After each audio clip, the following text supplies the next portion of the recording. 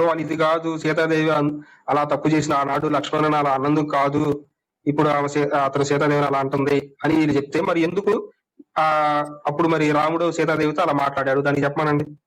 ఇది కాదు అంటే ఇంక మరి ఇంకేది కారణం అది చెప్పాలి కదా. సంతోష్ గారు ఆపారా?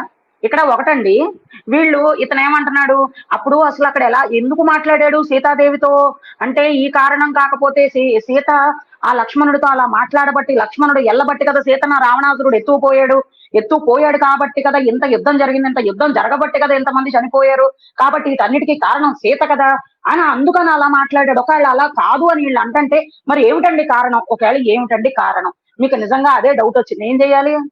గురువుల్ని ఆశ్రయించి గురువుల్ని ప్రశ్నించి వాళ్ళకి సేవ చేసుకుని వాళ్ళకి ప్రశ్నించి, మన భగవద్గీత అదే చెప్తుంది, వాళ్ళకి సేవ చేసుకుని వాళ్ళని ప్రశ్నించి ఏమయ్యా నాకు రామాయణంలో గురువు గారు నాకు డౌట్ వచ్చిందండి సీతాదేవితో రాముడు అలా ఎందుకు మాట్లాడాడు ఆ క్షణంలో. యాక్చువల్లీ వాల్మీకి రామాయణంలో క్లియర్ గా ఉంటుంది రాముడు అసలు ఎందుకు ఆ టైంలో రాముడి యొక్క మనసులో ఎలాంటి ఆలోచనలు జరుగుతున్నాయి, రాముల వారు ఏం మాట్లాడారు ఏమిటి ప్రతిదీ చాలా స్పష్టంగా ఉంటుంది. ఎంతో మంది ప్రవచనకారులు కూడా వివరించి చెప్పారు. మనం ఏది వినం, ఏమీ చదువుకోం. ఎంతో మంది ప్రవచనకారులు కూడా వివరించి చెప్పారు. మనం ఏది వినం, ఏమీ చదువుకోం. నేను మరీ అంత ఎదవలా కనపడుతున్నారా?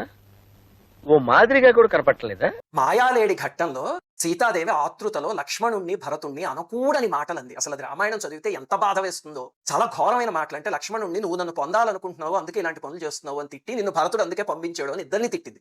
ఇద్దరిని పొరపాటున కూడా అనుకోండి మాటలు. దానివల్ల అంతటి లక్ష్మీదేవైనా సరే కర్మ ప్రోధి చేసుకుంది. మరి అలాంటి కర్మ పోవాలంటే ఏం చేయాలి? ఎప్పుడు కూడా మాటలంటే ఏర్పడిన కర్మ అవమానంతో పోతుంది. అందుకని శ్రీరామచంద్రమూర్తి ఆవిడ్ని మానసికంగా అవమానించడానికి ఇప్పుడు అగ్ని ప్రవేశం కన్నా దారుణమైన మాట ఒకటి అన్నాడు. ఇది చాలా మందికి తెలియదు. అసలు అగ్నిలో దూకించేసాడు అనుకుంటారు. కాదు, ఆయన మాట అన్నాడు. ఏమిటంటే, నీకు స్వేచ్ఛనిస్తున్నాను, లక్ష్మణుడితోనో భరతుడితోనో విభీషణుడితోనో సుగ్రీవుడితోనో ఇష్టం వచ్చిన వాళ్ళతో వెళ్ళిపో అన్నాడు. ఎంత ఘోరాతి ఘోరమైన మాట. అసలు శ్రీరాముడు సీతాదేవిని అనొచ్చా అంటే, ఇందాక నేను చెప్పిన మాట లక్ష్మణుడిని భరతుడిని ఆ తల్లి అనొచ్చా?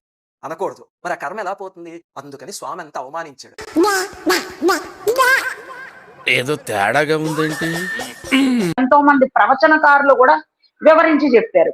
మనం ఏది వినం, ఏమీ చదువుకోం.